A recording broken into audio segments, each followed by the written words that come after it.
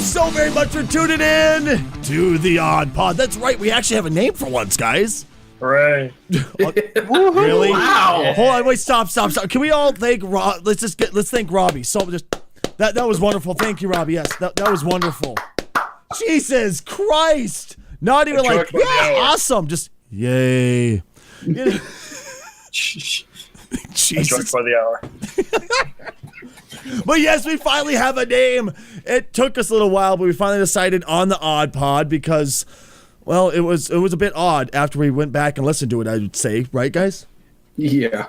I'll say. That's good description. What was that, Red? I'll say. Oh, I thought you said also. I'm like, also what, young man?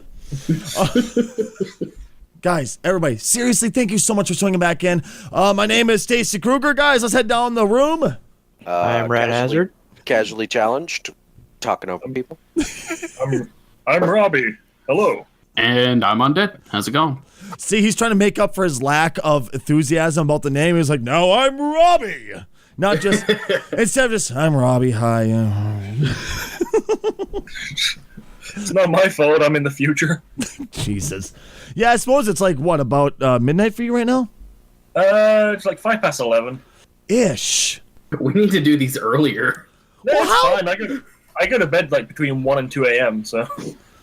Okay, well, at least it isn't too bad for you. I would say, well, the problem is, we have to, this is why I feel bad, because everybody has to be like, well, let's bounce around Stacy, because I stream until 4 p.m. here, you know? And then I stretch my legs for about a half an hour, and then we're like, okay, time to do a podcast now, you know? I feel bad that you guys have to deal with me. I don't feel bad.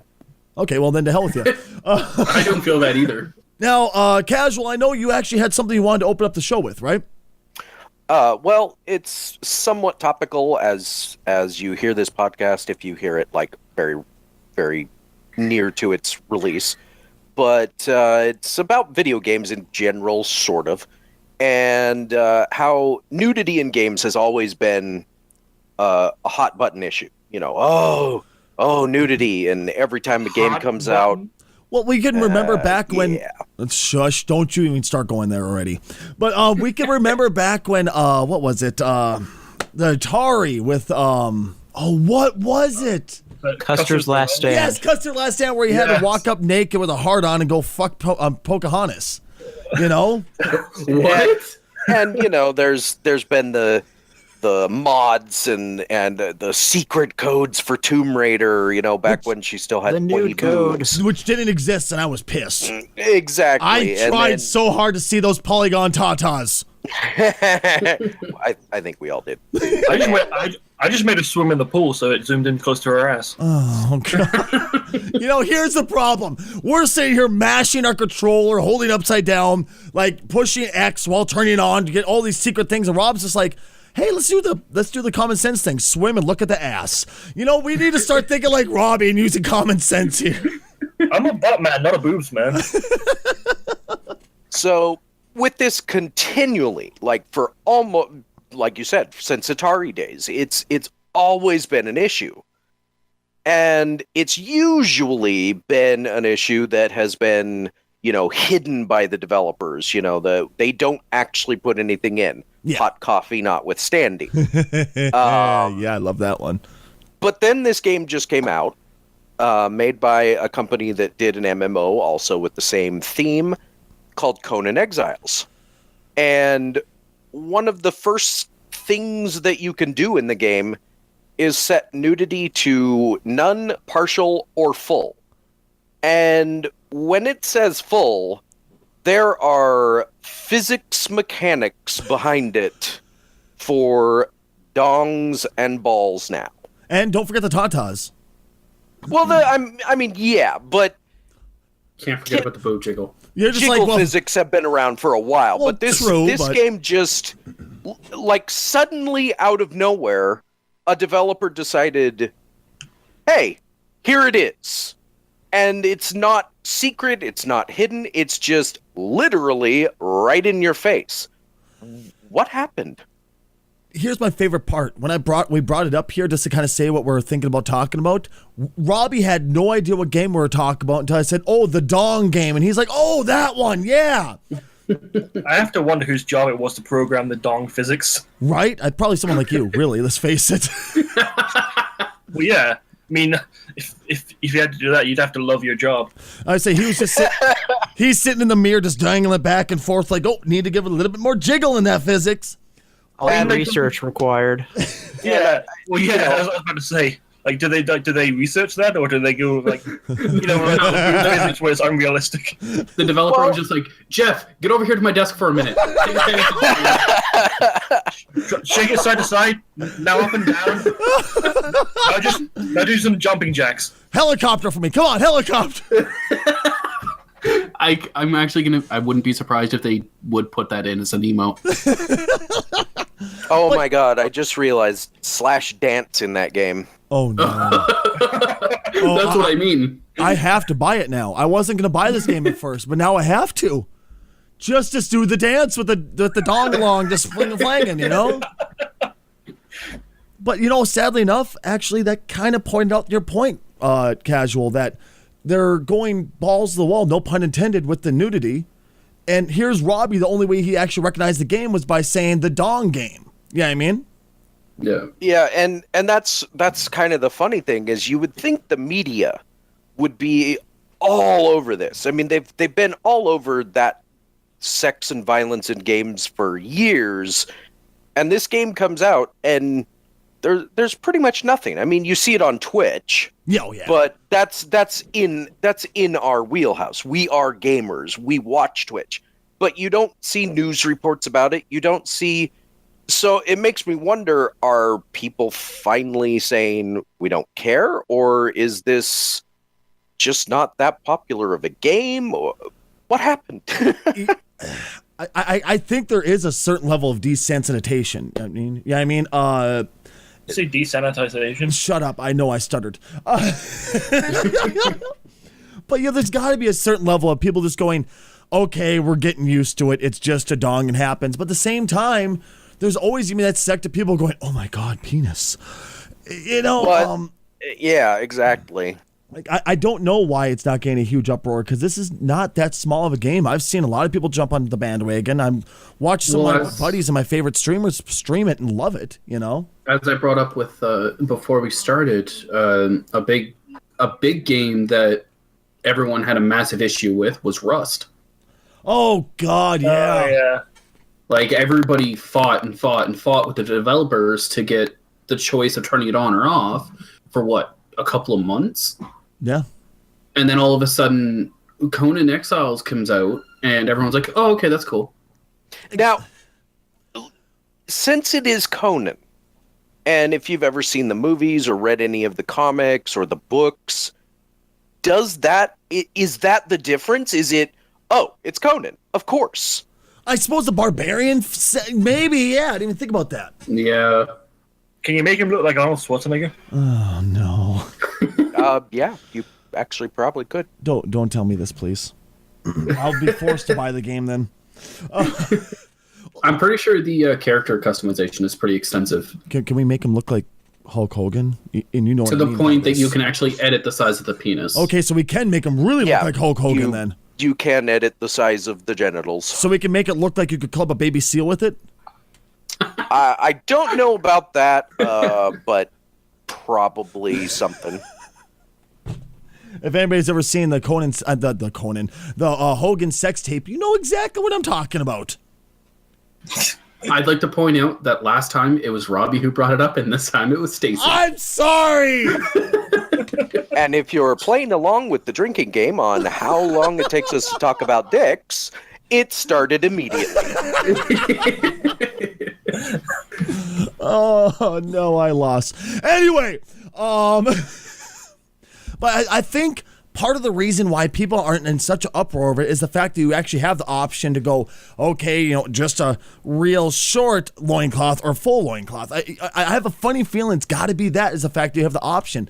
My question is, since I've never played it, when you're actually playing the game and it's a multiplayer game, there's no single player, correct? No, it's one of those games that has single player, but it's like your own server. Like it starts on your computer, and you can like let Rust. people on or not. Okay, But- sounds good. But I think I know where you're going, and it is server based. So like whatever the server is set to is the maximum level that you will be able to see. So if whoever's hosting the server sets it to full, then you can set your personal level to full, and you will see all the dungers that people want to have. Okay, I was about to say, because if you're playing on a public server and you set it to full loincloth where no nudity whatsoever, do you see other people's dongers too? Yeah, I mean? No, it's set to your own personal, enjoyment level or whatever. Then that's a huge difference, is the fact that in Rust, because we brought up the comparison, because that's obvious, a very obvious comparison here. In Rust, no matter what, there was no choice to turn it on or off. It was either, it was just there.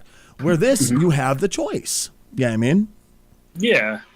With Rust, I guess the idea was you're stranded on a desert island, so you don't really have any clothes left. No, it's no. I usually spawn inside of like a forest around a whole bunch of weird, huge domes. I don't know that. I didn't make it more than a week in Rust before I walked away with my hands still in the air after getting sniped and my building torn down 30 times in a week.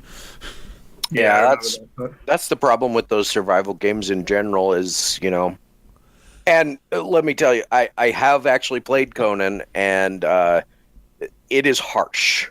Really?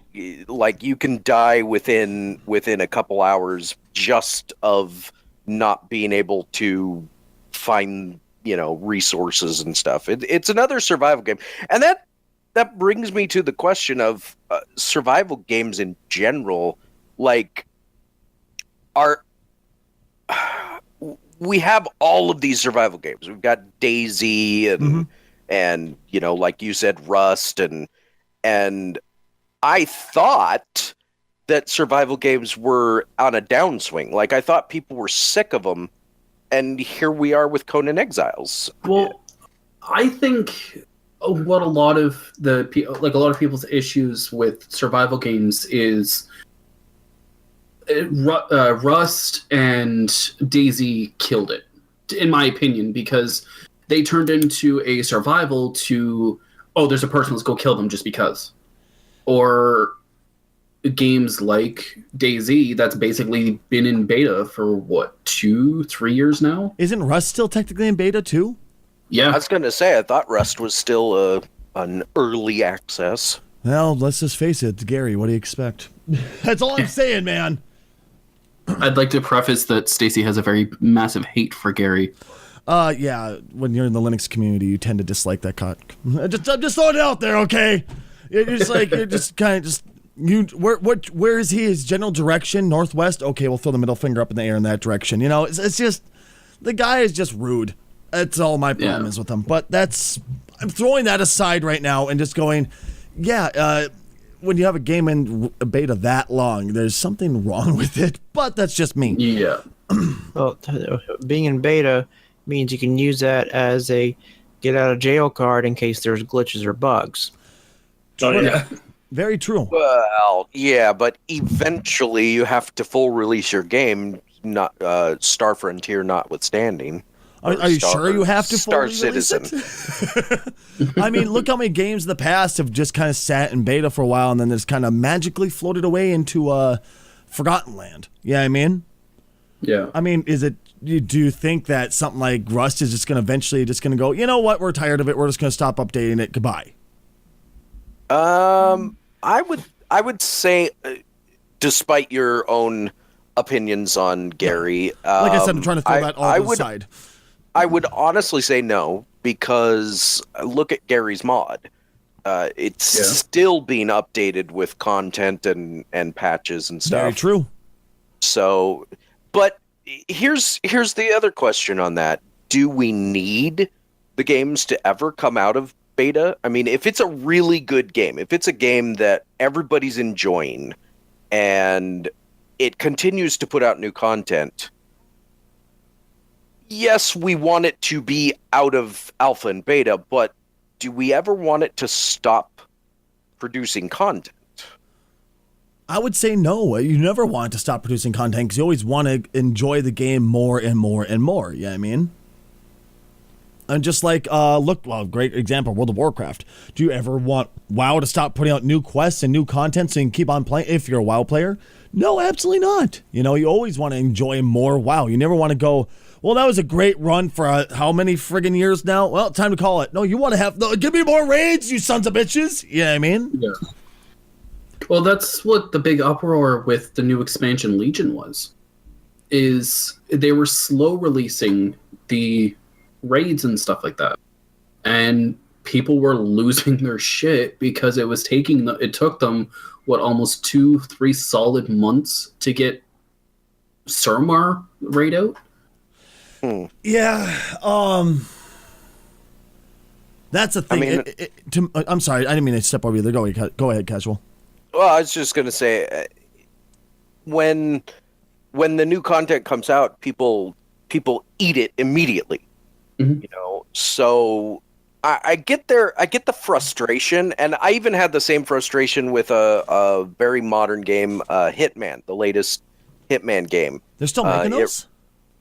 Yeah, the latest one is really great, but it literally took them a year to release all the content for it. And when I say all the content, what I'm mostly talking about is 6 maps. Yeah. And in those maps, they continue to release new targets. Every week since its initial release, they have released content for that game. Now, they still only have 6 maps, but the maps are pretty big, and it's fun. And at first, having not played it, I was incensed. I was terribly incensed, frustrated beyond belief that they were going to nickel and dime us for 6 maps. Mm-hmm. $60. I think it was like, $10 a map, basically. Mm-hmm. But then I bought it on sale a year later, and I discovered I was wrong.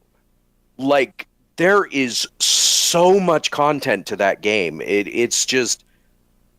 And I wonder if maybe we should see a switch. Like, maybe we should start going towards monthly releases and stuff.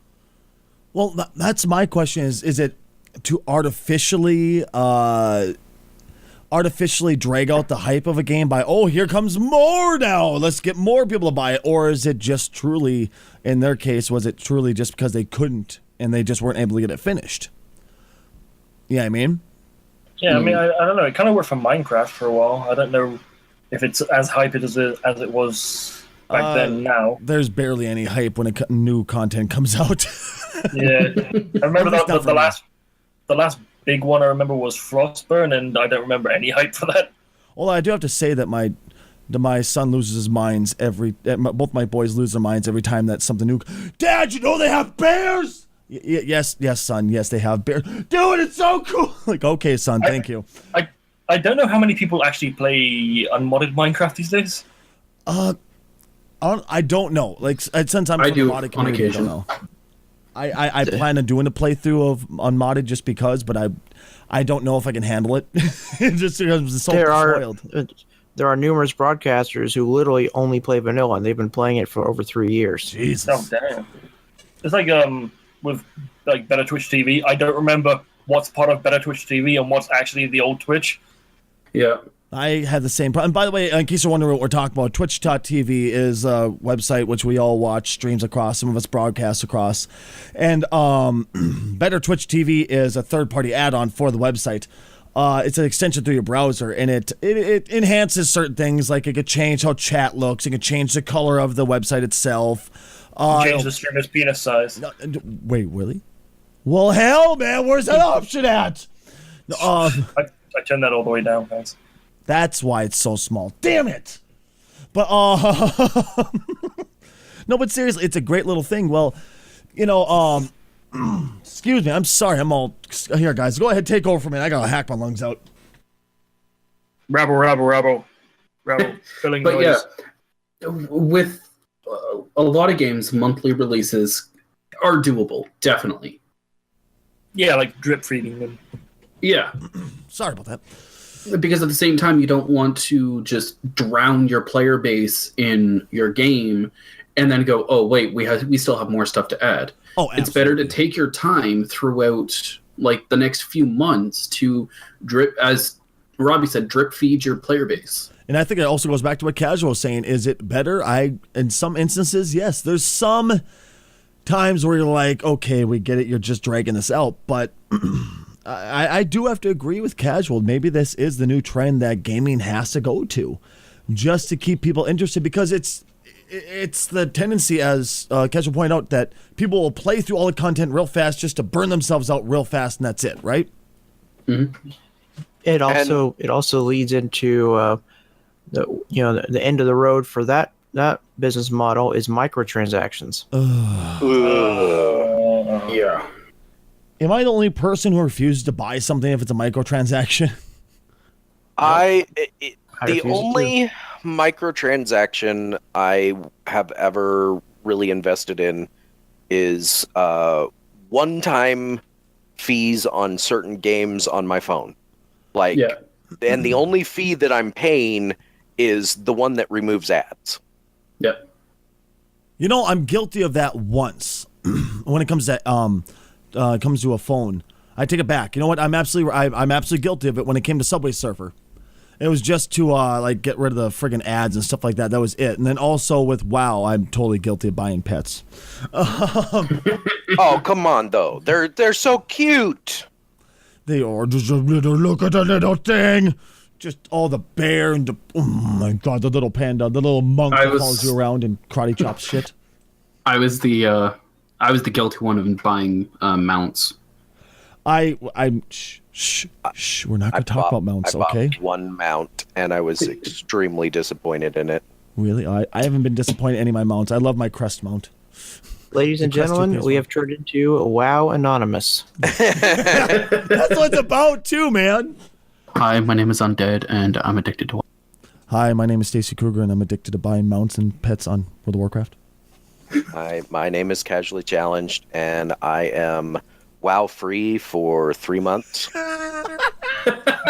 I'm just imagining that guy popping up and going, "Wow."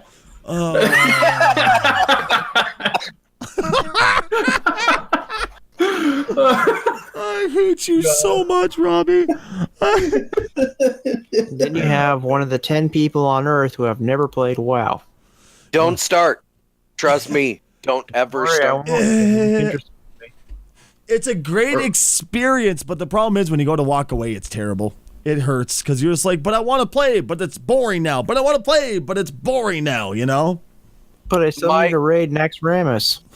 My experience with WoW and quitting has been, I loved it at first, but I also had friends I was playing with. Yeah. And that's where you have to step back and say, okay, my friends all left, so why am I playing? That's exactly what it was for me, too. You know, and excuse me, I apologize.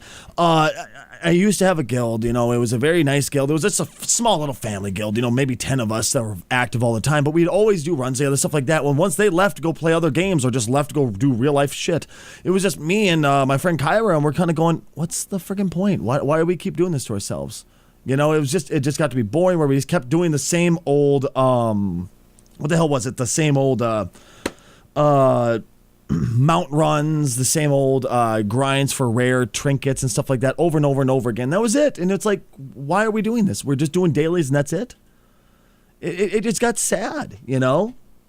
Yeah. And that also goes into another point is there anything Blizzard can do to stop the decline?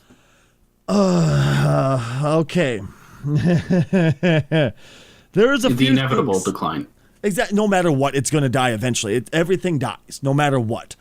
Yep. But how is it? What death is it going to die? Is the question. Is it going to be a very graceful death where it's just eventually it all just declines and everybody's like, okay, you know, we just kind of walk away from it very nicely, or is it one day Blizzard's going to go, you know what, we're tired of supporting this, shutting down the servers, kind of like they did with the Matrix. You know? Is it going out with a bang or a whimper? Exactly. It's Zachary. English. Just go with the Stacyisms, okay?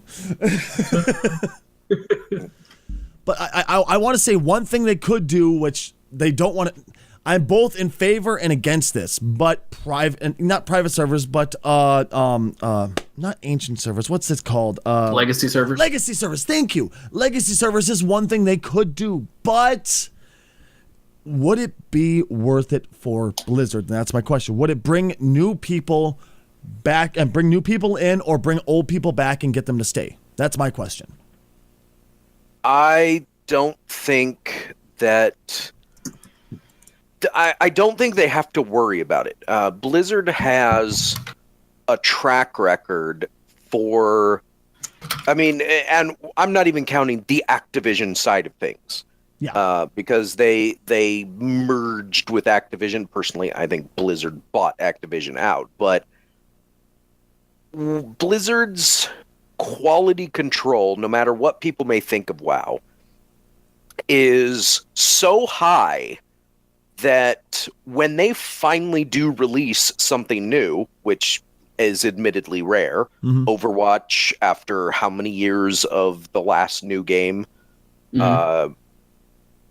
are so aware of how to make games and how to make them highly polished and good that whatever happens to World of Warcraft, and it is inevitable that it's going to go down, they're not going to worry about it. They're going to already be on their next project and planning the project after that. And in their particular case, I don't see them caring.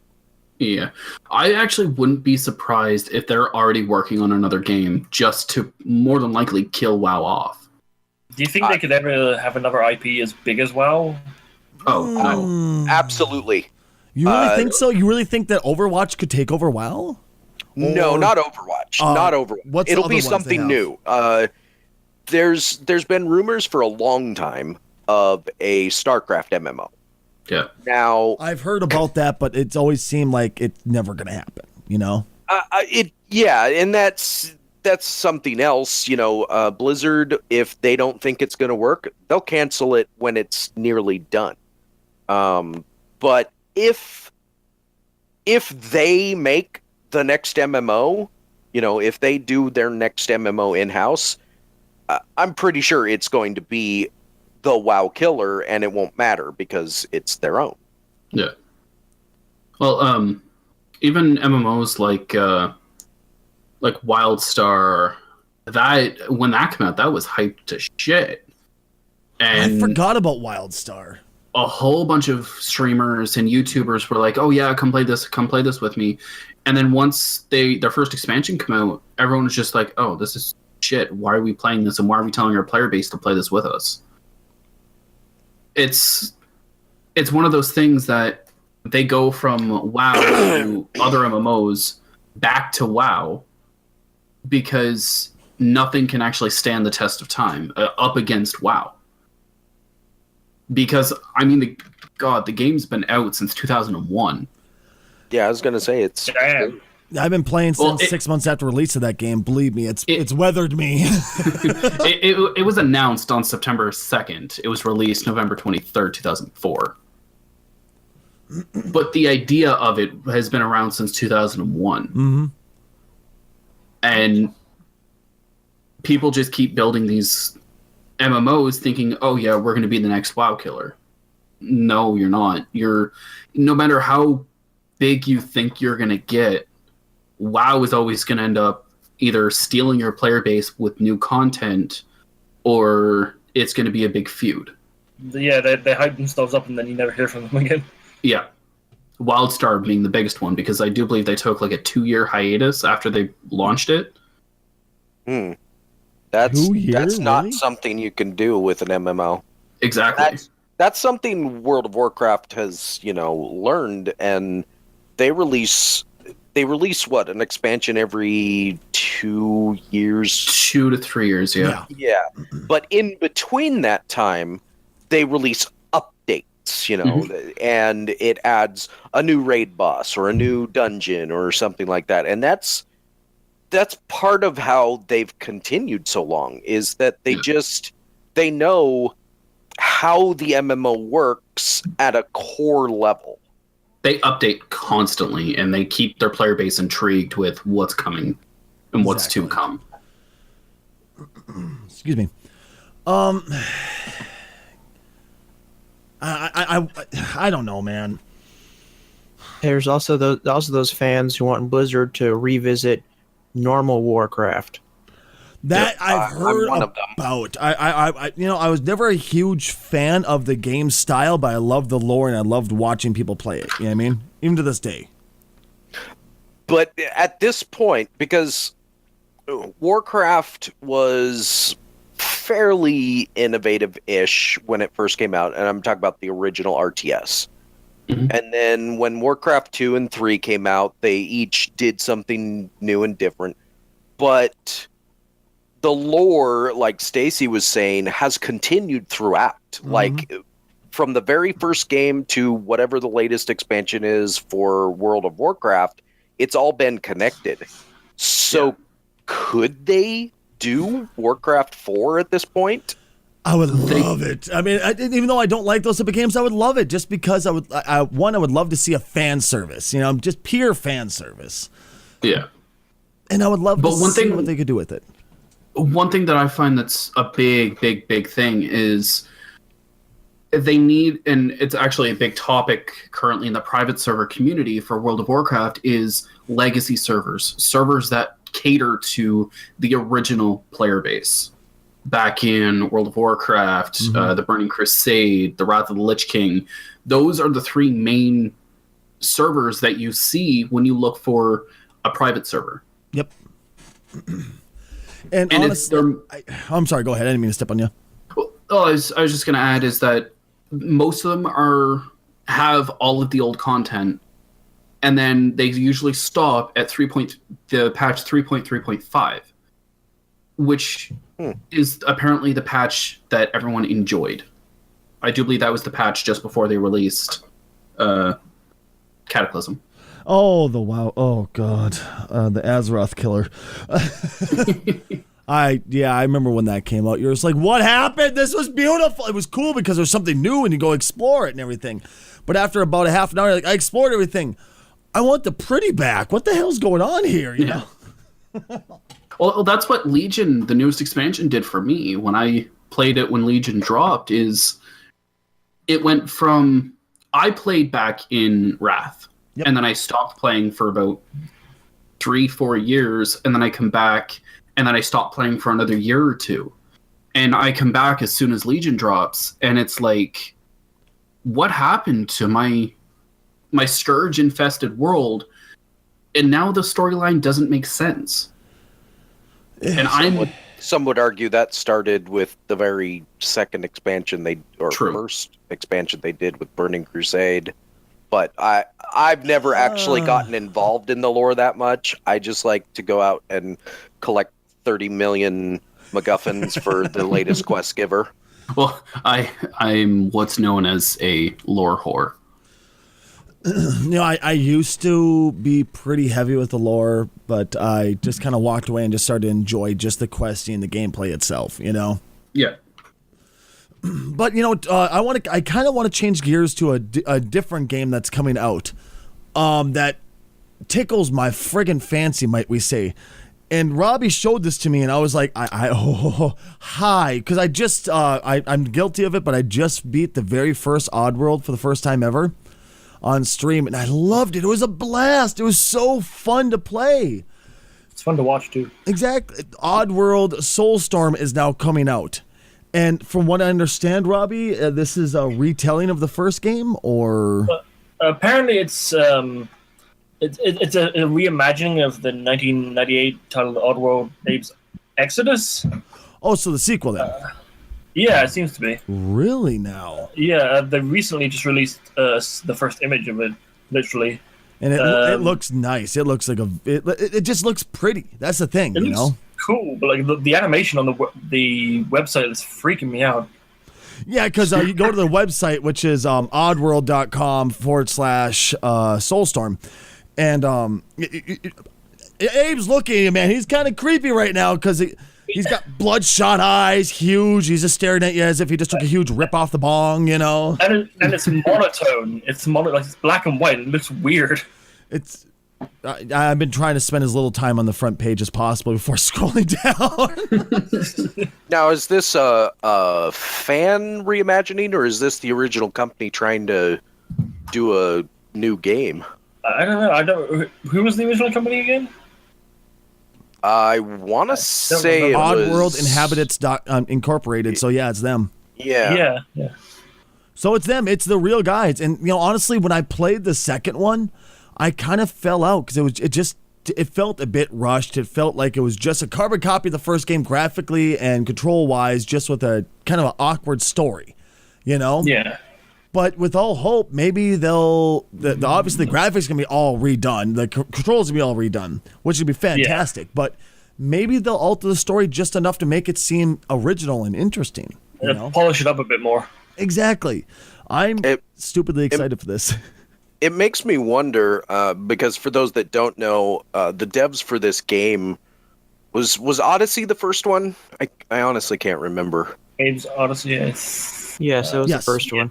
Okay, so the devs for this game, when it came out, and it was pretty revolutionary in some weird ways for its time. It was a puzzle game, side-scrolling platforming puzzle game. Mm-hmm.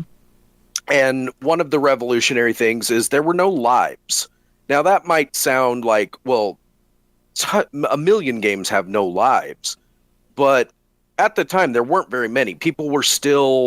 Developers were still making games that had continues and lives and all this other stuff. And this game company said, we're doing away with all of that because it doesn't make sense. You're home, you're playing, there's no quarters involved. Just do it on your own terms. Now, their other plan was to do 5 games. They had like this grand scheme. We're going to make this entire story. It's going to involve this world. You're going to get to explore it more and blah, blah, blah. And unfortunately, money and time and a couple of choices of, we're just going to switch consoles even though you gave us all your money on this console, made it so that they just kind of drifted away. Yeah.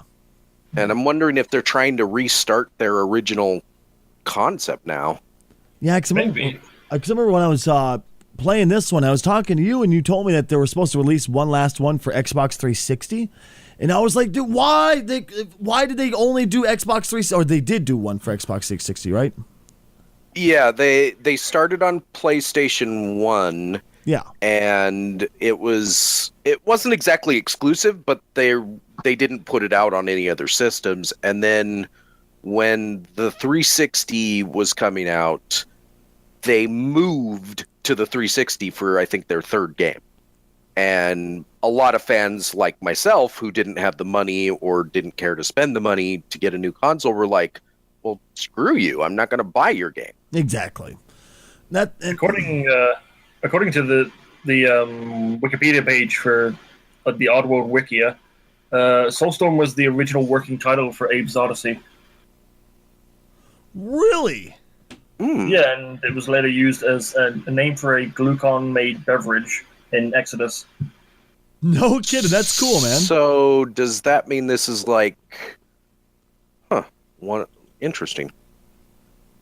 The more you know. Story elements that were cut from the original will be implemented in Soulstorm. So, I don't know, I never played Exodus, so... Like I said, I played a bit of it, and it was just awkward, It just didn't feel right at first. Yeah. But, oh god, I'm excited for this. This seems like it'll be fun to me, at least. Yeah, I'm interested to see how graphically it'll have changed. Well, I know when I played the Odyssey, and seeing how big it changed from the first time to the new and tasty version, that was insane. Everything felt right. The controls didn't feel just...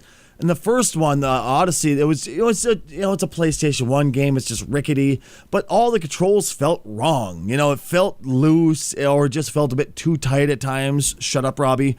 But it just felt wrong at times. Where I played the new and tasty, and it was perfect. Like I said, absolutely perfect. So there's hope for Soulstorm.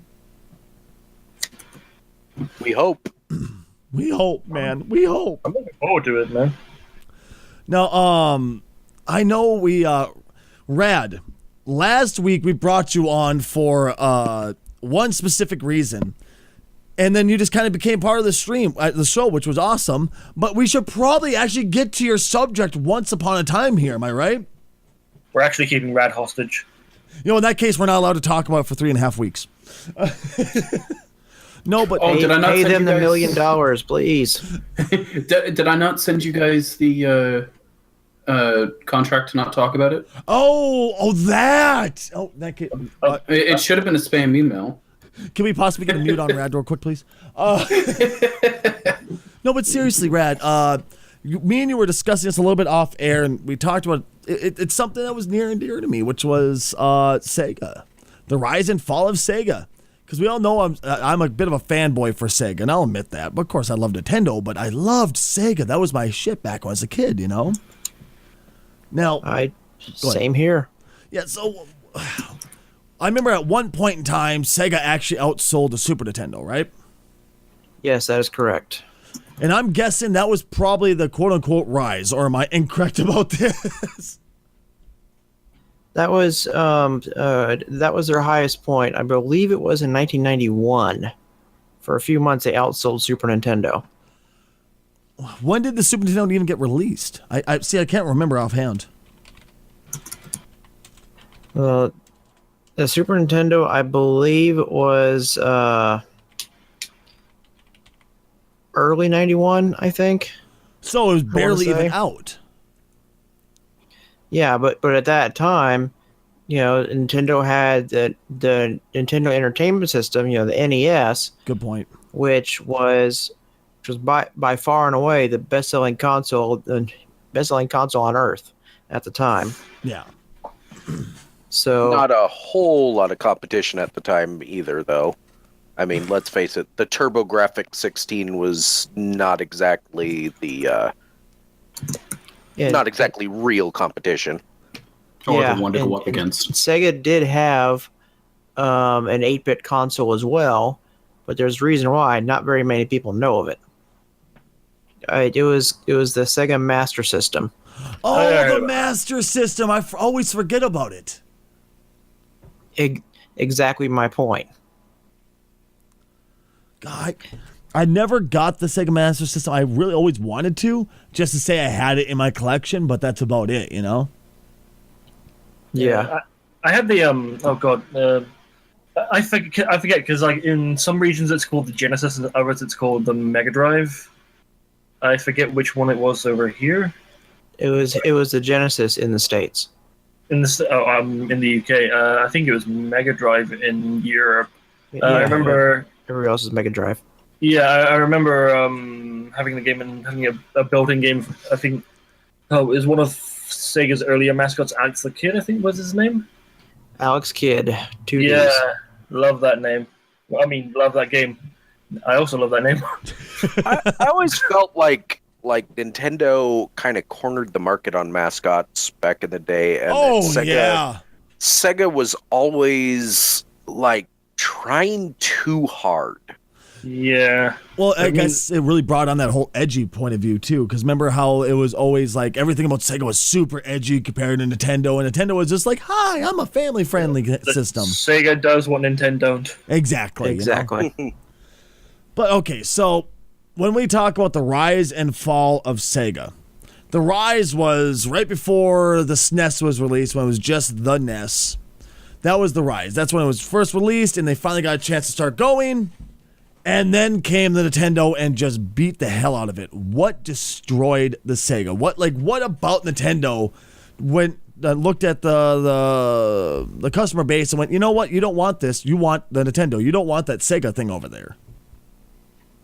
Well, what would you say if I offered you a console with all the innovative, creative games?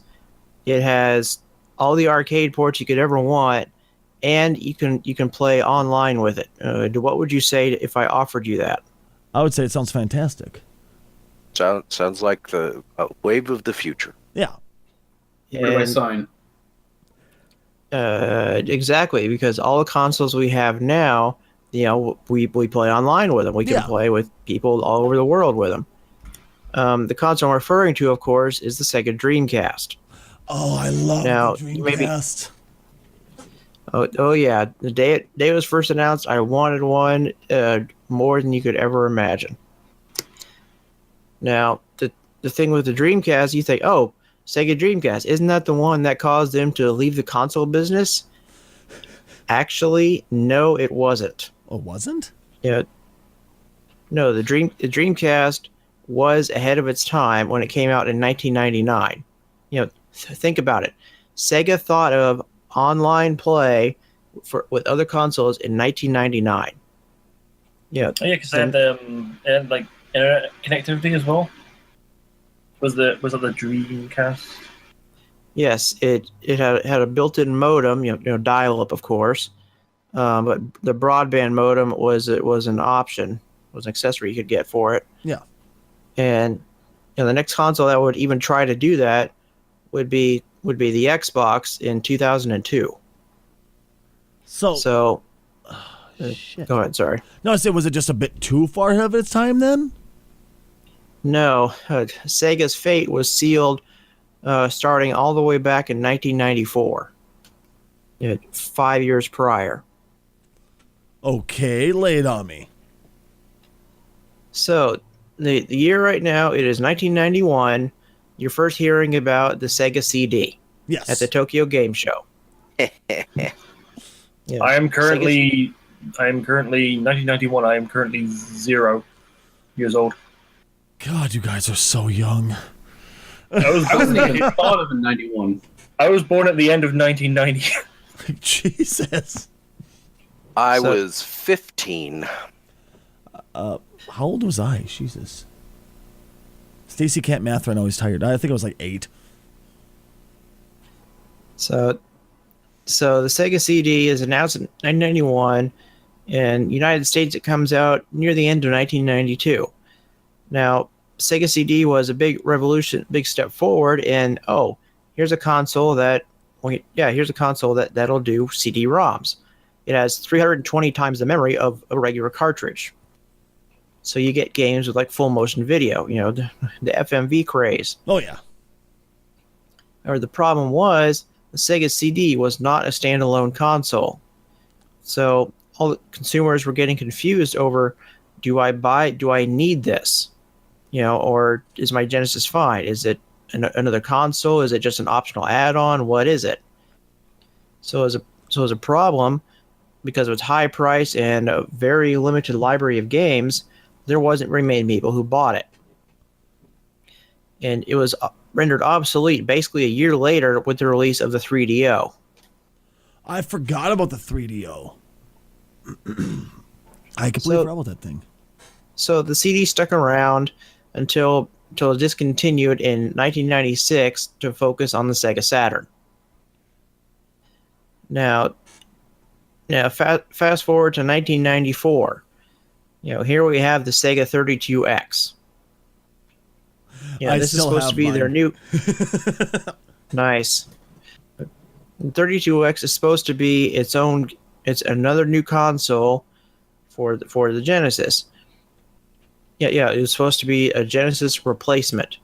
However, because they weren't sure that the Saturn was going to be available by 1994, the 32X was converted into an add-on for the Genesis Mega Drive, and they rushed to meet the deadline, which is the end of 1994. Which also, it should be noted, confused the market. I'm one of the confused. I saw the 32X and I was like, what is this? Exactly. Sega split their market between the Genesis and the Saturn. The 32X was supposed to be, if people can't afford the Saturn, how will they get into the so-called 32-bit era? Yeah. They'll just buy the 32X. But then that means you are now competing with yourself when you come out with the Sega Saturn. Exactly. I mean, and it just felt awkward. Like, I remember seeing this all these times, seeing the Sega CD, which, mind you, I loved. I loved the Sega CD. I loved the 32X, but why? Why would you do that and not just make a standalone console? That's exactly it. because the 32X was rushed to meet the end of 1994. It means the games that were available for it were mostly ports, and they couldn't really utilize the 32X hardware very well. And so, again, that was also discontinued in 1996. And that failed because, like I said, it split the market, didn't have a very good game library, and it was very poor timing considering it came out in Japan literally the day before the Sega Saturn. Really? Yes, November 21st, 1994 for the 32X. November 22nd, 1994 for the Sega Saturn. I want to meet the guy in marketing, like, I have a great plan, guys. Seriously. It consists of aiming the gun at our foot and pulling the trigger. Exactly. And even I wonder if this will hurt. Talk about confusing your audience. Right? Now, the Sega CD wasn't utilized very well because it didn't really add anything to Genesis games. So, 32X added a little more. You could play other newer games with it, but you still have the problem of both of those add-ons are going through mid-'80s technology, which is the Sega Genesis / Mega Drive. Yeah. So, and at the pace of technology back then, technology was moving extremely fast. Yeah, it was like doubling everything every 6 months or something. Pretty much. So late 80s technology is suddenly looking very outdated.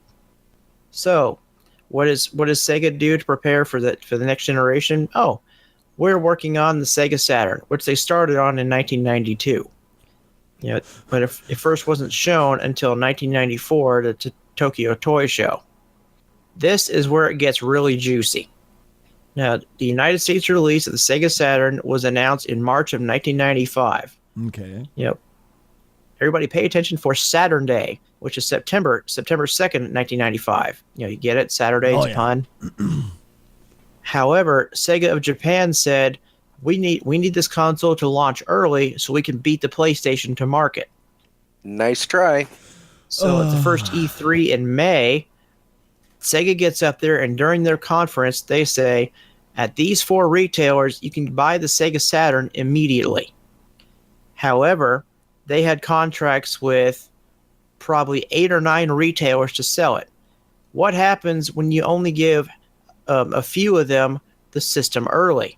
You're going to piss off the other retailers. This is how it works, Exactly. You just set a world record for burning a number of bridges out at the same time.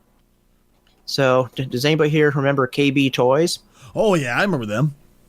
It's, for those that don't know that are overseas or just don't know, KB Toys was a very large toy retailer in the United States.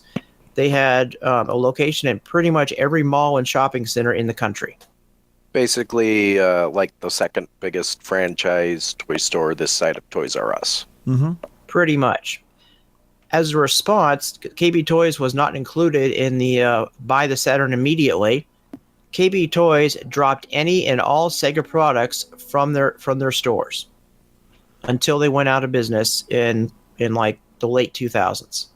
So suddenly you're locked out of the second biggest toy retailer in the country. Feast meat table.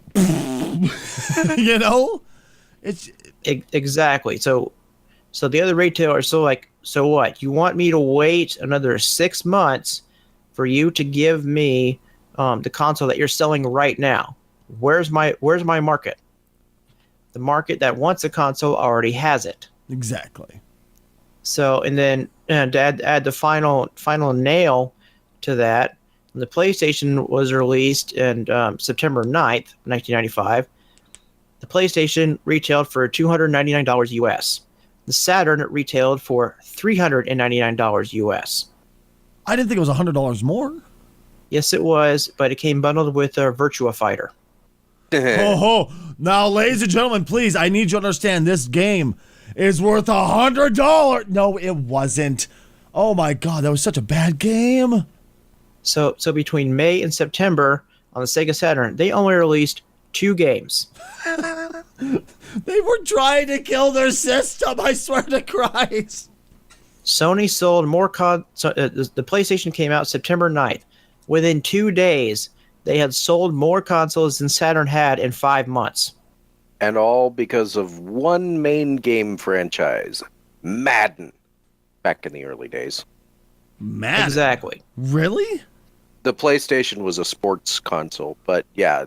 Now, the Saturn had other problems, like, okay, Saturn had a dual CPU setup, which theoretically means 2-player game, I get one CPU, the other player gets the other CPU. That is very difficult to develop for, especially at that time. So most games just use a single CPU, like every other console. Also, what was the issue was games render in triangles. It was like the basic shape for most games is triangles. Saturn wanted to render in quadrilaterals. That's fine, but at the time, 94, 95, there were only about 8 people on the face of the earth who know how to render like that. And Sega doesn't have any of them. What the hell were they thinking? I've studied this many times over the years. I'd have no idea. I think what they were thinking from an outsider perspective, and this is a consumer, because at the time I remember when they were releasing all this stuff, and it felt to me like it was 1 year after the next, they're releasing some brand new product. And as a consumer, I just was looking at my Super Nintendo and saying, okay, I could buy a new Sega CD and a 32X and a Dreamcast and a Saturn, or I could just stick with my Super Nintendo that is getting some amazing games. And it's like they were shooting themselves in the foot in every side of things. That actually leads me into the next detail here. With a CD and 32X, Sega abruptly discontinued support for it. So many developers are saying, we have a lot of money invested in games for this add-on / new console / who knows what. Yeah. You're basically saying, you have to move everything to this new architecture that's completely different, so you have to build the same game twice. So many developers were saying, well, if they're gonna keep doing this, then why should we support their newest console? What's to stop them from doing it again? And so Sega did the exact same thing with the Saturn. In 1998, up to 3 years after it came out, it was discontinued. So if you're developing a game for it that's 80% done, sorry, you may as well have taken all that money and flushed it right down the toilet. Jesus, man. Meanwhile, over in Nintendo and PlayStation, they're doing fine. The N64 is coming out, and the Super Nintendo, which is technically going to be obsolete soon. Yeah. They're still developing first-party games for the Super Nintendo as the N64 is about to come out. So they know not to shoot themselves in the foot. Exactly. So that finally brings us up to the Dreamcast. Now, the Dreamcast was by far the most superior console available when it released in 98, 99. However, because of what Sega had done in the years previous, you alienate all your developers, you alienate your retailers. You alienate your consumers. Yep. Exactly. All consumers are already confused. Like, wait, you just came out with a console like 2-3 years ago. Why should we get this new one right now? It wasn't the Dreamcast's fault that Sega left the console business. It was all their decisions before the Dreamcast. It wouldn't have mattered what console had come out, what the Dreamcast was capable of. It wouldn't have mattered. They were already done. To me, it's amazing how just decisions down the road can affect a company that far down. You know what I mean? That's amazing to me. Something as simple as, let's make an add-on for this console instead of making a separate console, quite literally screwed them. How much further down the road, It's 5 years. It's a bit mind-blowing and kind of sad because Sega really had a true future. Sega really could have taken over the market, but they killed themselves.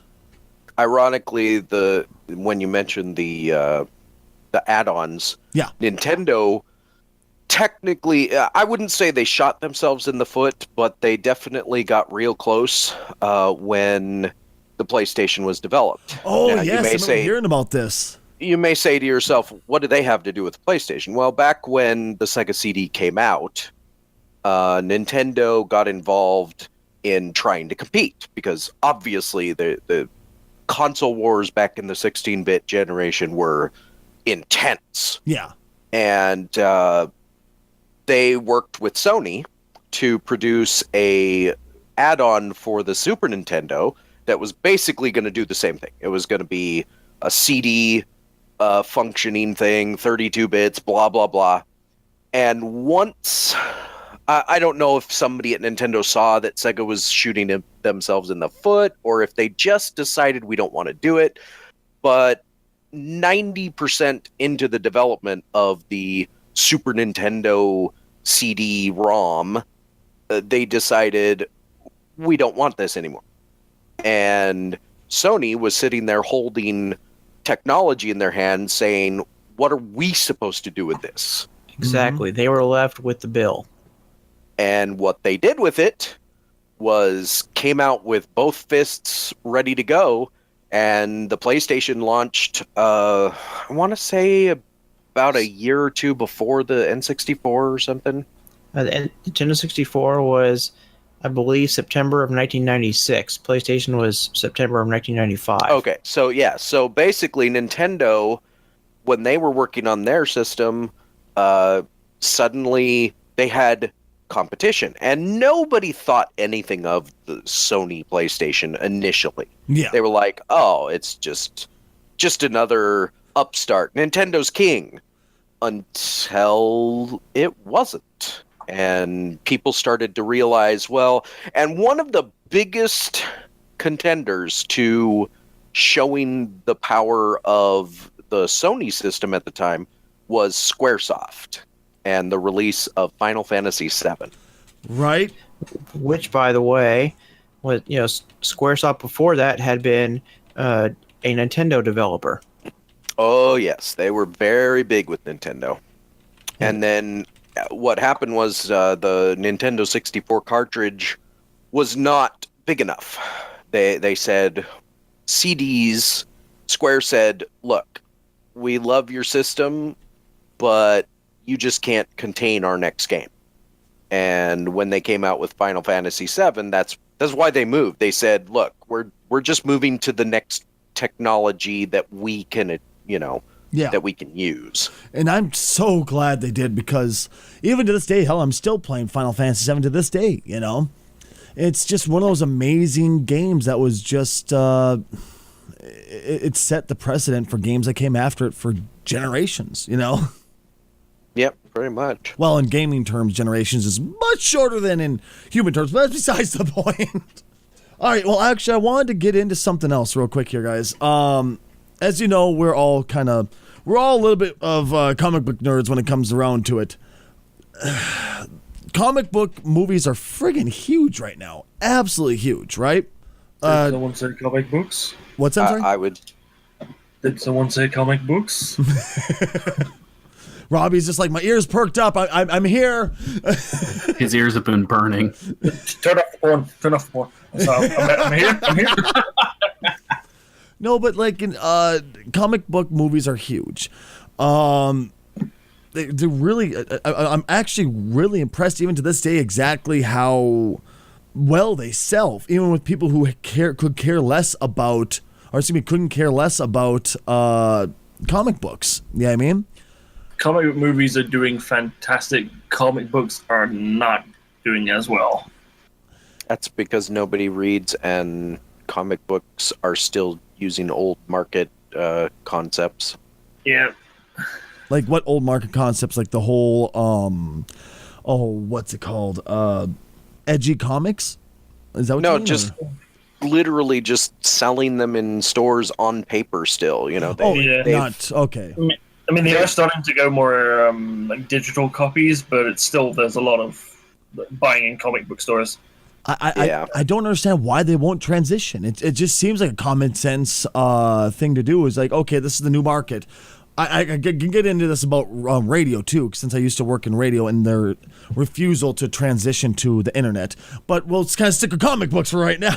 But why is it they refuse to transition? It just seems like it's common sense. I think it's like complacency mainly. Also, they're let's face it, old, and people that are old tend not to adopt the new things. Stacy. Fuck you. I'm sorry. What? Unfortunately, I do understand what you're saying. It's a bad stereotype, but unfortunately, it's true stereotype. Yeah. Why is it they're so damn successful when they're brought to the screen, but not successful on the book? Well, I mean, it's a lot more accessible movies. I mean, movies in general hit a wider audience than comics do.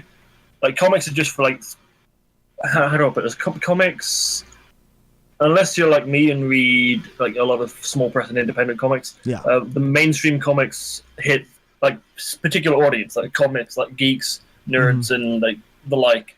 Where movies have always hit a much wider audience of general movie goers, if you're a fan of horrors and all that. So kind of putting comics into that, there's already that wider public audience there that will like take a look at it. Well, I mean, it's just that, that stereotype of like, the quote unquote nerd, quote unquote geek reads the comic books. I would never read that, but they'll gladly go see the comic book movie. So I guess it's less why, because obviously it's reading. I get that. But I mean, like, why is it okay to be a quote unquote nerd and watch a nerd movie, but not read a quote unquote nerd book, I guess? Well, to be fair, I would say that there's been a shift in the viewpoint of nerds and jocks and all of that stuff. Definitely. Looking, a great example, if you've ever seen the movie 21 Jump Street, it's about two guys that don't really look like they belong in high school, going back to high school. It's a funny movie. You should totally see it. But when these two guys were in high school, it was very much the 80s model, maybe even 90s and earlier, where the jocks were reigning supreme and they made fun of the nerds and they beat up the nerds. But when they go back to high school in the modern era, people are politically correct. Like, even the kids in the school, they're all, nerds are just nerds. They're just another group. Okay. The jocks are smart. Nobody really, and this is an unrealistic interpretation, but take another TV example, the big, what is that? The Big Bang Theory. Yeah, that thing. Oh, now, whatever your opinions on the show might be, and most people hate it. I love he's like, listen, Stacy, shut up. It is proof positive that the nerd dynamic has shifted to where people are embracing it. It's become much more mainstream. Yeah. So combine that with the fact that comic book movies are actually good now. And I mean, on every level, the writing, the special effects, the acting. People are taking them seriously in movie. Well, they're good if you're Marvel. Well, yeah, okay. Yeah, I concede that DC movies movies are not very good unless you're Christopher Nolan. Although DC TV is fantastic. So my big question is... We'll talk about that later. Aren't the comic movies starting to become more complex as a whole compared to the comics? No, the comics are still way more complex. The movies are getting there. Especially with the fucking X-Men continuity. God damn. Oh, God. Yeah. Okay. Now that we're on to that, Robbie, I need your help. What do you need my help with? Okay, one moment they're the X-Men, and then it's X-Men 2, and then X-Men 3, and then X-Men Origin comes out about Wolverine, and all of a sudden we're back to being kids again, and then all of a sudden Wolverine actually gets old, apparently. What the hell is going on? I'm so confused. Okay, so basically there were the first three X-Men films, those were like the ones with Patrick Stewart as Professor X. Wait, he's not the professor anymore? No, it's James McAvoy now. It's playing a See what happens when you walk away from this? You'd look like an idiot like me talking on a podcast.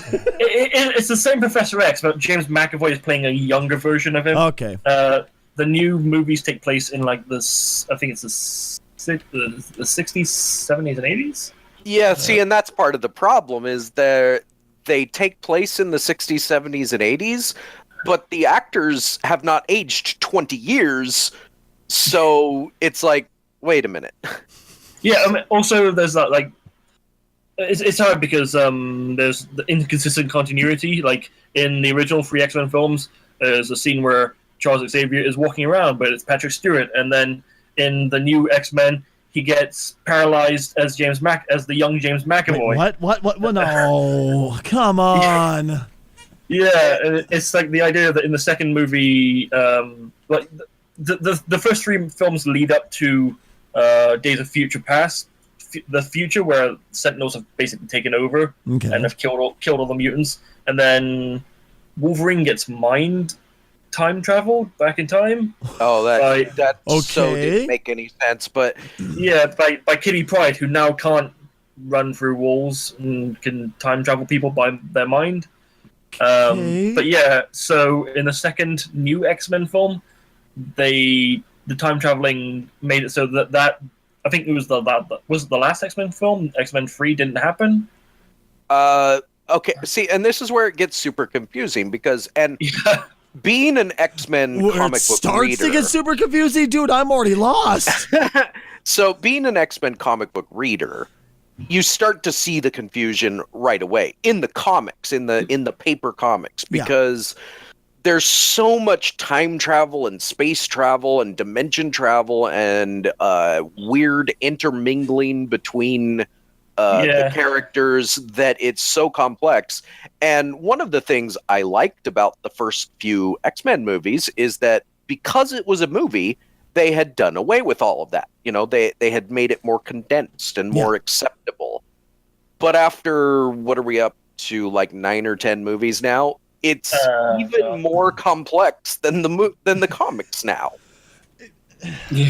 So can we at least confirm that Patrick Stewart obviously is Jesus if he was able to walk in the second X-Men movie, but not in the as his younger self, but in the true younger one on the silver screen as the young X-Men or whatever it's called, obviously was paralyzed.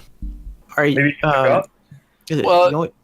Sorry, go ahead. Sorry. Kind of gets complex too, because even in the comics, he's walked and not walked many, many times. Yeah. Oh God, Marvel, why do you do this to me?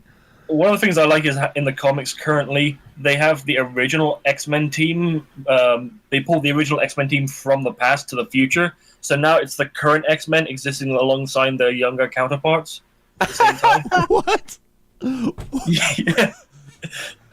Okay, okay, here's the real question. Has the X-Men franchise, as far as movies go, officially jumped the shark?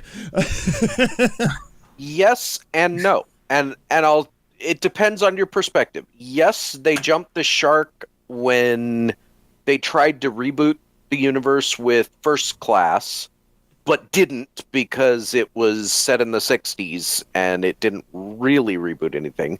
Yeah. But no, because Deadpool was freaking awesome. Oh, yeah. True. I suppose that is still technically X-Men universe, huh? I mean, technically, yeah. But this is the problem. You've got the original 3 movies, X-Men 1, X-Men 2, and whatever they called X-Men 3. Last Stand. Then you've got the younger versions with First Class, Days of Future Past, and Apocalypse. That's it. The thing with me is... Sorry.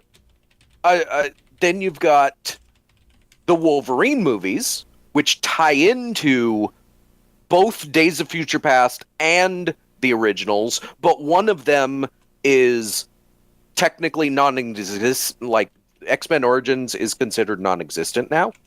I should hope so. Good God. And then you have Deadpool. So they've got 4 continuities, 2 of which are intermingling but not intermingling. Which one is right? I don't know. I don't know which one like supersedes the other. I would say Deadpool just because Deadpool. I would agree. And in my total opinion, being used to being obsessed with X-Men, I find Future Past kind of really it killed it for me because there was no preface to what's going on, unlike every other movie that they've done where it's been like, oh, this is going to happen or this might happen, but we don't know. In Future Past, it was just boom, action, story, failed story, action, done. Well, I like that. Failed story, action, done. And that kind of gets into the problem because the only lead-in to Days of Future Past, especially after First Class, because it's the same actors playing half the roles. Yeah. Yeah. But Days of Future Past requires you to watch the Wolverine. Because at the end of the Wolverine, they lead into Days of Future Past directly. I mean, Professor X, spoilers, at the end of the Wolverine, Professor X walks up to Logan and says, Logan, we need your help. And then they don't like do anything with that in Days of Future Past. It's just a given that you've seen the end credit scene in the Wolverine. So Okay. I'm wondering now. Is Logan does Logan take place in the new future that was created, or is it's still its own timeline there? From what I know, the creator, like the writers of Logan, say it's a one-off. So it's its own universe, like old man Logan was. Okay. So yeah. they're making a 5th universe then. Well, the main thing for Logan is it's a way to have one last ride with Hugh Jackman and Patrick Stewart. Right, And then- which have been the focal points of all of the movies so far. exactly. Yeah. And then it just kind of goes from there. And there's New Mutants, which is apparently coming out soon. No, not soon, but it's in the works. I'm just Now so I have- confused, man. And this again, this leads to the confusion of the X-Men universe. I've heard that the New Mutants are going to have references to Deadpool and vice versa. So where does Deadpool fit? Why? Man! Fucking why? Spoiler. In the Deadpool movie, they do kind of show the Institute. And The doorway, yeah.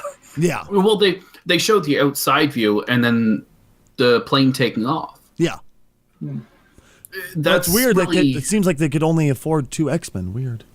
yeah. I love that one. I just love that Deadpool brings attention to the confusing timelines where he says, Colossus says, I'm bringing you to Professor X, and he goes, which one? Stuart or McAvoy? These timelines are confusing. Now, and I think that's what sets Deadpool apart is that the great thing about Deadpool being fourth wall breaking and everything is that he could potentially exist in any of the X-Men movies. Like, it doesn't matter which Good one. point So there. And he can also since- bridge them together too, just because of his ability to break the fourth wall. Yeah. I mean, if you think about it. Sorry, go ahead. If you think about it, really, Deadpool kind of takes. If you think about it, Deadpool takes position after, I want to say, when Logan comes in, the very first movie that he comes in with X-Men. I find it kind of comes in. Deadpool as a whole comes in kind of after that because the way his storyline is, it's kind of, this is what happens to me, but at the same time, you don't know when this exactly happened. right. True. But early in the movie, it's just boom, there's the X-Men. Very true. And that leads to the question. Now, Wolverine has been a part of the X-Men franchise in the movies since the first one in '98. Yeah. And he's been even in Deadpool, Hugh Jackman is present. So if it's true, because there's been a lot of talk that Logan is going to be the last Hugh Jackman Wolverine. He's said he's done. They said we're done with him. You know, do they then recast Wolverine, or do they use Deadpool as the stand-in? Like, Well, does he become the new in every movie? What I I heard was they once Hugh Jackman's finished, they're going to move on to X-23's Wolverine. Really? But does anybody care about X-23? I've never heard of that. Well, okay, the hardcore like obsessors of this, like, this is awesome, are gonna love it, but you know, is the common audience gonna be like, they're gonna go, what? We want the guy that looks identical to Wolverine. We want that one, you know? Yeah. Yeah, I mean, they basically did it in the comics where they kind of killed Wolverine off by encasing him in adamantium. And so it Encase him in himself. basically, yeah. And For then those potential non-nerds listening, adamantium is a non-existent metal that is stronger than anything. Oh no, it totally exists in my heart. and my penis. Stacy, we know your heart is as cold as steel. That's why it's encased in adamantium. Exactly. Yeah, basically after that, X-23 basically took over as Wolverine, even going as far as to wear the Wolverine costume. And then Which currently, the yellow and blue, The stereotypical black one, or? one, the one from the '90s cartoon. Okay, so stereotypical one. Okay, yeah. Yeah, and then now there's X-23 as Wolverine, plus Old Man Logan from the Old Man Logan universe is with the X-Men as well, for some reason.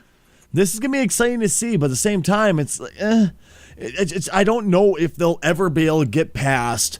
We want the old Wolverine. We want the guy that looks identical to Wolverine. Because could they have found anybody who looked any more like Wolverine from the comic book? Seriously. Yeah, it's like Robert Downey Jr. and Tony Stark. It's Exactly, man. Exactly. so Well, hard to separate the two. If you're a hardcore fan, you might have been like me and said, Hugh Jackman is like 6'3" or 4 or something. He's tall. Yeah. Yeah, Wolverine's And really short. Wolverine is like 5'3". Okay, Now- well, you know what? You got me there. You absolutely got As- me there. As soon as I saw the movie, I accepted it because, oh my god, he's totally Wolverine. Yeah. Can But you imagine Wolverine if he sounded like really Canadian? what Well, do you mean, then. eh? Hey, how you doing there, don't know what bud? You you're want to go talking for about. a fucking rip while you go sharpen my claws here, eh? Shit. He would have to apologize every time he killed someone. And there goes all Sorry, of our bud. Canadian audience. Well, Sorry, you bub, better I'm leave, about dude. Sorry, bub, I'm about to kill you.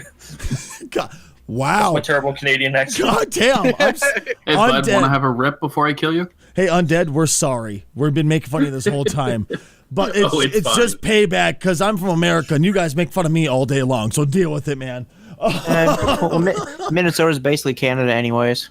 Shut up. Don't conjoin me to those people.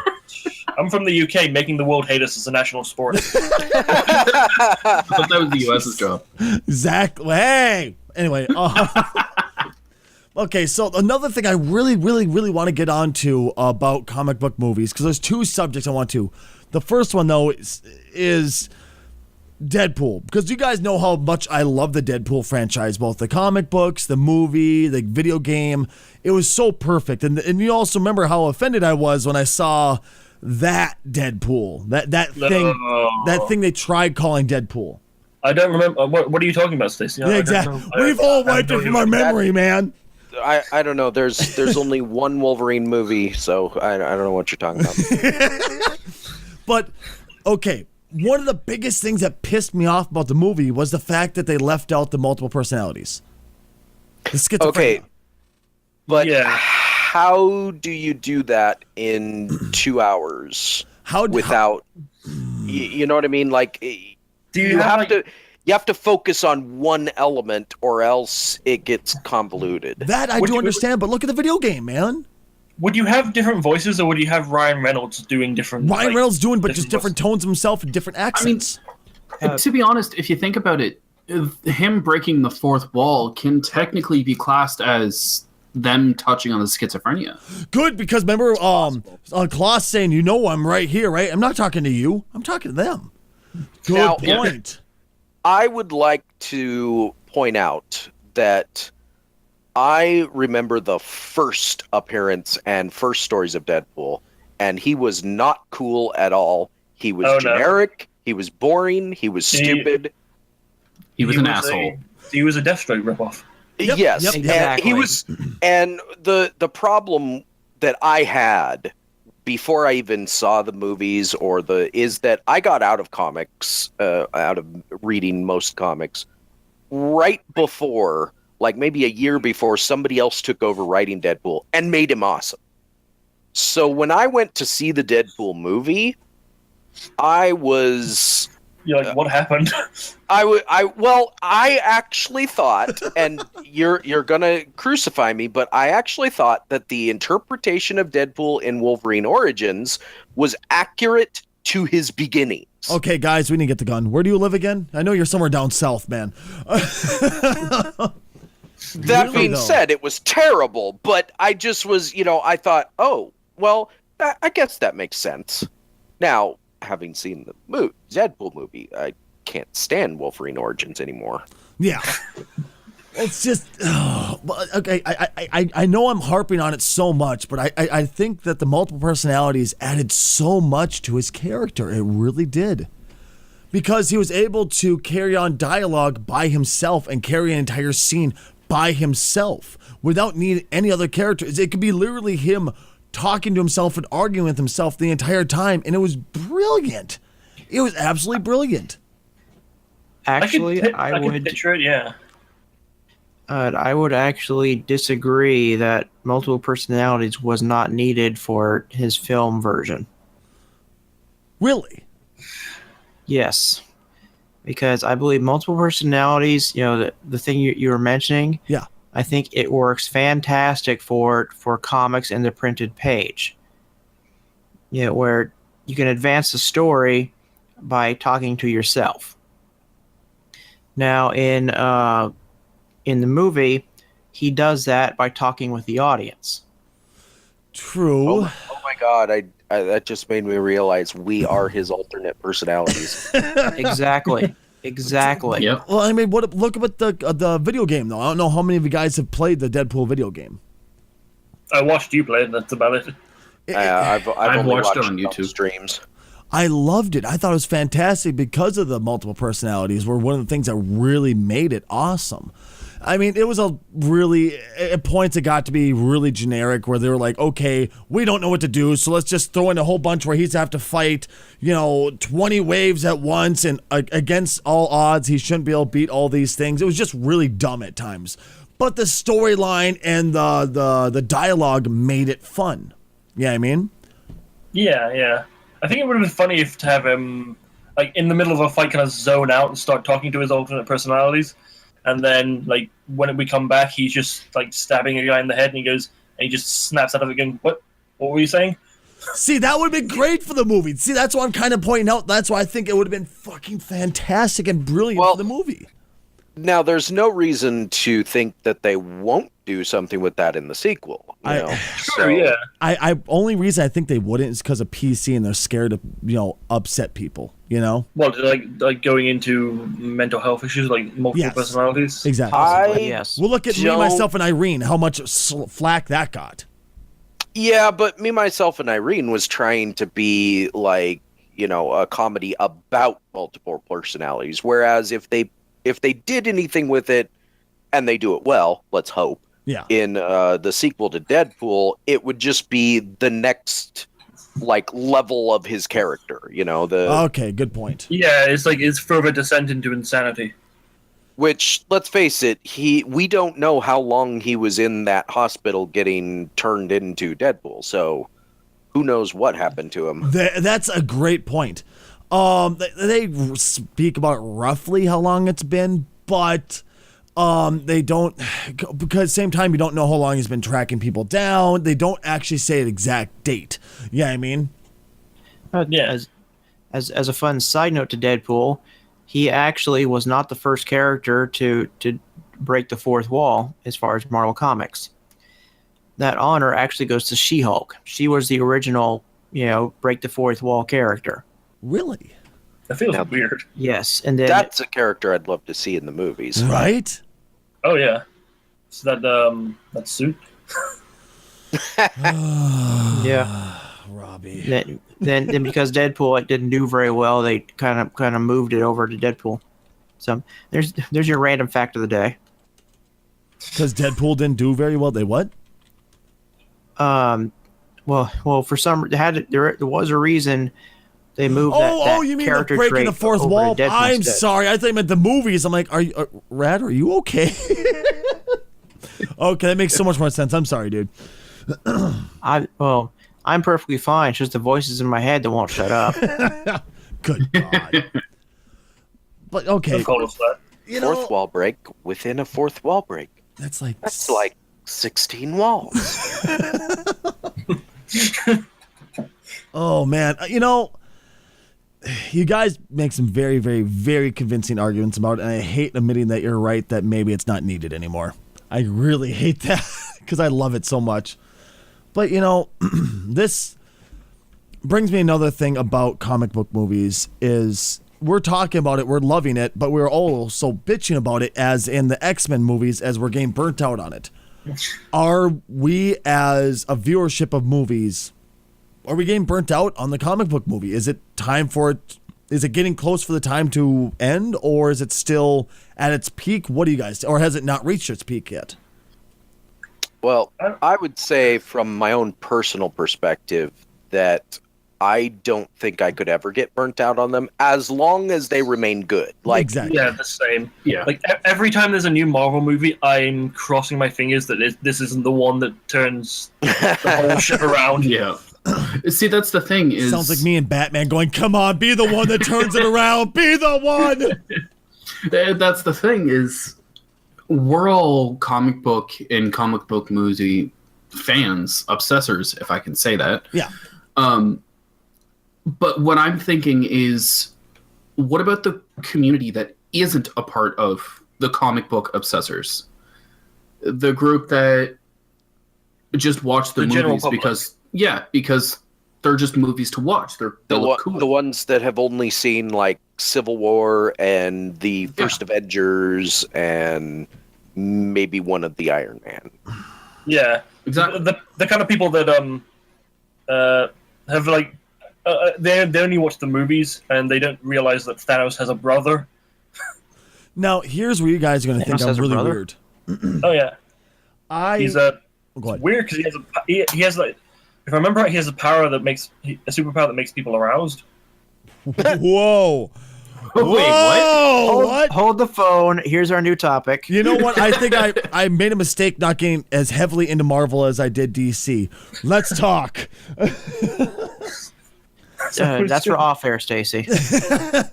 Unless you want to do, an R-rated podcast. Oh, isn't every friggin' podcast R-rated with us? Ladies and gentlemen, get your shots ready. Oh, Jesus. We're returning to our drinking game. Yeah, his name's Star Fox as well. Things. He's like this red-headed superhero, and he has psychic control over emotions of others. Okay. And he's a bit of a hound dog, as this picture with She-Hulk clearly shows. Oh, yeah. Oh, my God. Jesus. I see what you mean. I think I have some reading to do, guys, if you'll excuse me. Stacy will be in his bunk. But here's what you guys are think I'm weird with, because you guys were talking about people who just go to see movies just to see them. I have a hard time seeing that point of view because I don't go to see movies. I almost never see movies, to tell you the truth. Only reason I've gone to see, the X-Men, or at least saw them when they were at home, at very least, or gone to see Deadpool at the theaters, because I know them. Same with Batman, because I know those movies. I know the comics. I know the games, stuff like that. I knew the cartoons. That's the only reason I went to go see it. Otherwise, I would have never gone to see them in the theaters. Am I that much of a rarity? I No. don't know. I mean, I've gone to the movies to see all the newer, like, Star Wars movies and stuff like that, but Yes, same. for Marvel movies, I usually just wait, or comic movies, period, I usually just wait for them to come out on DVD. See, I'm the exact opposite. I pretty much only watch like the science fiction, like Star Wars, Star Trek, the comic book movies in the theater. I'm exactly the same way. Yeah. The only ones I'm not going to see in the theater anymore are the DC ones, but that's because they're not really very good. I didn't watch. You're tearing down my Suicide hope Squad for myself, man. Come on. I didn't see Suicide Squad in the theater, and I don't know if I'm ever gonna buy it on DVD. Yeah. But as it comes to like superhero movies and getting burnt out on them, I'm really not. I mean, I'm loving what they're doing, what Marvel's doing right now, and I'm hoping that DC gets their act together soon. I think that if looking at it from a different perspective, rather than looking at the whole genre of comic book movies as getting burnt out, I think that I understand where some general moviegoers might get the idea of being burnt out on comic book movies, because they see all kinds of movies, and there's like 6 comic book movies coming out every year just from the big guys. There's a few independent movies that might be comic book related. But from my perspective, being a comic book fan, if they continue to remain at least decent, and I would say that the Marvel Universe is the perfect example. There's some great movies in there, there's some good movies, and there's some Trash. Good, passable. There's not trash, there's just passable movies. Have you like, seen Wolverine Origins? That's all I'm saying, man. Trash. Well, no, I'm talking about the Disney ones. Okay, sorry. The I Marvel apologize. Cinematic Universe. They have not. Yeah, they have not made what I would consider a bad movie yet. Agreed. I totally agree. If they can somehow magically continue that, I'm never going to get burnt out on them. I just want more. My hopes is that they manage to make decent movies up to like Infinity War or whatever the fourth one's going to be called, just so they have that first like story wrapped up. Yeah. Just for like a bit of completion's sake, and then I would love for them to continue to make awesome movies after that. Now I just want them to reach that milestone.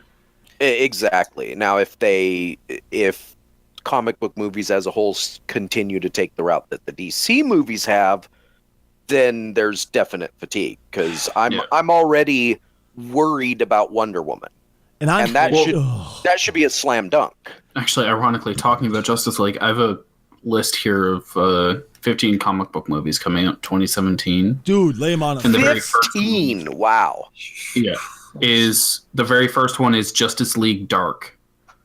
DC Universe animated original movies. Oh, really? Yeah, I forgot about that. Yeah, that's oh god, what's his name?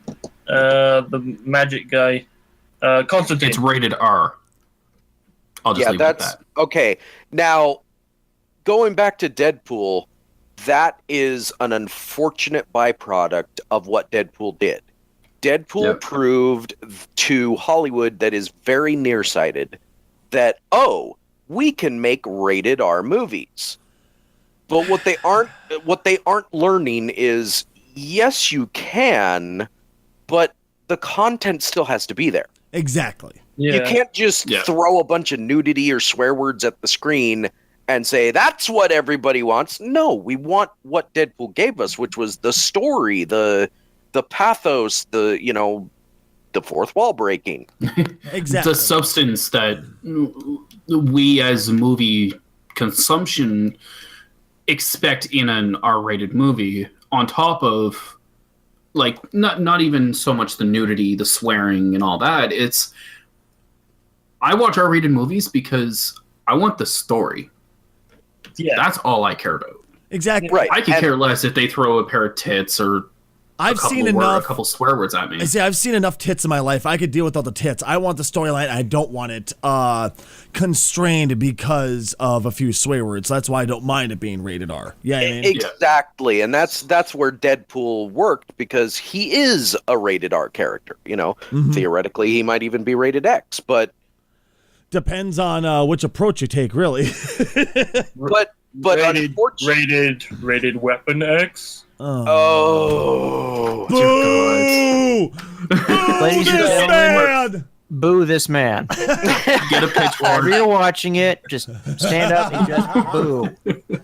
So if Hollywood would learn the right lessons, we might get some great stuff. Unfortunately, they put out R-rated Killing Joke and R-rated Dark Justice League and R-rated everything. I believe the new Logan movie is going to be rated R, which Yes, the Wolverine movies should have been rated R from the beginning, so they weren't constrained. But that's now about the Wolverine movies. It's a bit confusing about the titles. Like with going from X-Men Origins Wolverine to Wolverine to the Wolverine and then to Logan. You think the regular viewing public would know that they're supposed to be 3 movies? The regular viewing public doesn't know they are 3, and I think that might be intentional because the Wolverine movies have been a little bit divisive. So for those of you, Stacy, who are kind of questioning the Logan movie, on this website that I'm looking at, it says Logan is based on the Old Man Logan comics from the Marvel Universe, depicting and on his past rope Wolverine, who is humanity's best remaining hope in the last apocalyptic future. Yeah, as in based on Old Man Logan. Basically, they mean it's Old Man Wolverine, and that's basically the only similarities it has to the comic. Yeah, that's because they can't make it similar because half the characters are owned by other people. Because I think Captain America and Spider-Man and a bunch of others were in Old Man Logan. No, I don't think Captain America and Spider-Man weren't. They had the Spider-Mobile. Hawkeye was, and the Red Skull and the Hulk that I remember. They also had the Spider-Man car, the Spider car, whatever the hell that was. I forgot about that thing. Yeah, Hawkeye drove it, even though he was blind. Which I thought was funny.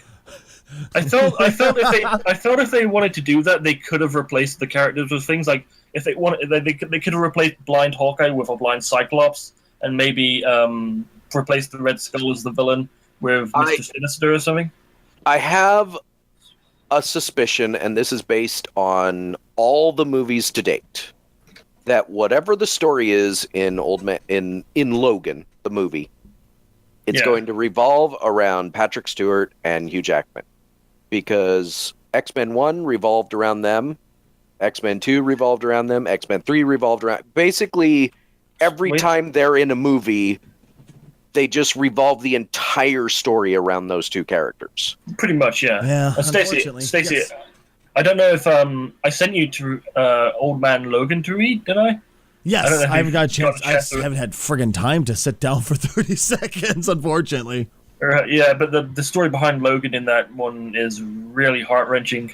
Really? I'm not going to spoil it. I'm not going to spoil it for you, but it's a bit of a shocker. I've got to check this out now. I absolutely have to. Definitely. Now, just real quick, because I know we're pretty lengthy into this, guys, so we got to wrap up the show. But I want to say something I know is going to piss everybody off. Instantly. First off, Killing Joke, knockout movie. Alternate opinion. I don't know. Enough said. I've never heard of it. It's an awesome flick. I thought Killing Joke was killer. I had a chance to go see it in theaters when it was that limited release for the 2 days in the theaters. The 1 day in theaters. It was absolutely amazing. I thought it was worth every cent to go see in the theaters. I walked away mind blown. I loved it. Absolutely loved it. They did deviate from the graphic novel a little bit, but it was awesome. I like the graphic novel. I just don't think it worked quite as well as a movie. I don't know. I admit they had some issues, but if it wasn't for Mark Hamill and Kevin Conroy, that movie would have died. And also Tara Strong, that movie would have died. Plain and simple. But it was awesome. It was amazing, and I think that movie was perfect. Absolutely what I wanted out of it. And as far as it goes for Suicide Squad, the movie, the actual live-action movie, I forgot it was a comic book movie. I would say easily 15 minutes, 30 minutes into it. At The less said most about 30. it, the better. It was pathetic. I was very disappointed because I was expecting so much from it, and I just got so little from it. But if anybody is listening and you're going, I really want a good Suicide Squad movie.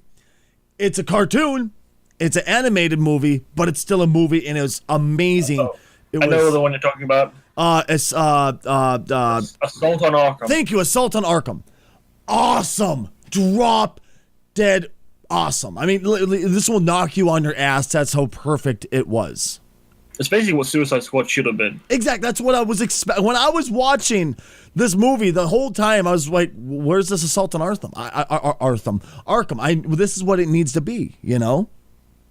But yeah, all right, guys. So now that I've fully offended everybody by saying that Killing Joke was amazing, unfortunately, it's time for us to wrap up the show. Robbie, Casual, Rad, Undead, thank you for coming back and not like go to hell, Stacy. We don't like you anymore.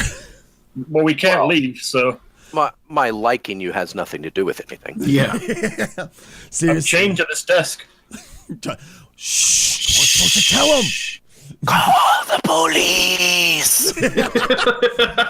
Once again, guys, thank you so much for swinging in. Thank you very much for listening. Robbie, Casual, all you guys, thank you so much for being with me. I had a friggin' blast, and can we do this again next Saturday? Hell yeah. Are we going to do this Sounds every good to me. Saturday from now on? Hell yes. Till the day we die. Ow! Oh, God, don't tell me that, please. For Stacy, that's coming near future. I mean, what? Your whore mouth. I love you guys. We've been the Odd Pod. I'm Stacy Krugger. Go ahead, boys. I'm casually challenged. RadHazard saying so long. I'm Robbie, and I love you. Undead, and I'll see you guys later. Take care, guys.